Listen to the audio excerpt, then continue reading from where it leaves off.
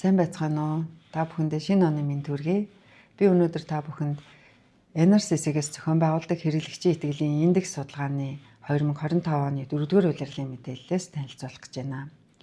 2025 оны 4-р улиралд хэрэглэгчийн итгэлийн индекс 91.9 гэж үнэлэгдлээ.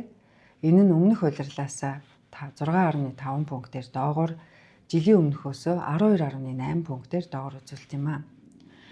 Хэрэглэгчийн итгэлийн индекс сүүлийн 3 улирлын хугацаанд жилийн өмнөхөөс бууралттай үнэлэгдэж байна. Харин сүүлийн 5 улирлын туршид бол өмнөх улирлаас бууралттай гарч байна.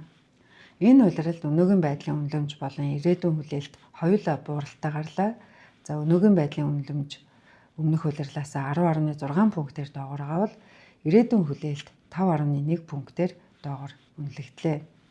Өнөөгийн байдлын үнэлэмж энхүү буурахад хэрэглэгчид өнөөгийн байдлаар бизнесийн нөхцөл таарахын байна, ажлын олдоц сайжрахгүй байна гэж үзэж байгаа нь бол нөлөөлсөн байна. Харин ирээдүйн хүлээлтийн хувьд бизнесийн нөхцөл ойрын 6 сарын хугацаанд муудна. Өрхийн орлого болон ажлын олдоц ойрын 6 сарын хугацаанд сайжрахгүй гэж үзэж байгаа нь нөлөөлжээ. Хэрэглэгчийн итгэлийн индексийн судалгаа орон даяар зохион байгуулагддаг бөгөөд бүсүүдээр индексийг тооцоож үнэлдэг.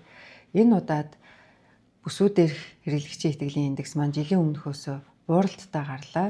Зөвхөн зүүн бүсийн хувьд бол жилийн өмнөхөөс бага зэрэг өсөлттэй, бусад бүс нутгуудад буурчээ. Ялангуяа баруун бүсийн хувьд бол бусад бүс нутагтай харьцуулахад индексийн утга нэлээд хэмжээгээр буурсан байна.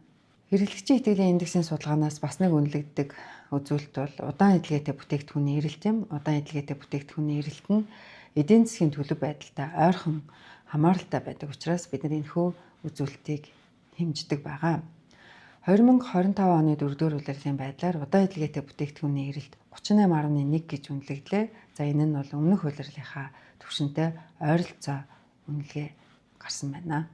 Анхаарал тавьсанд баярлалаа.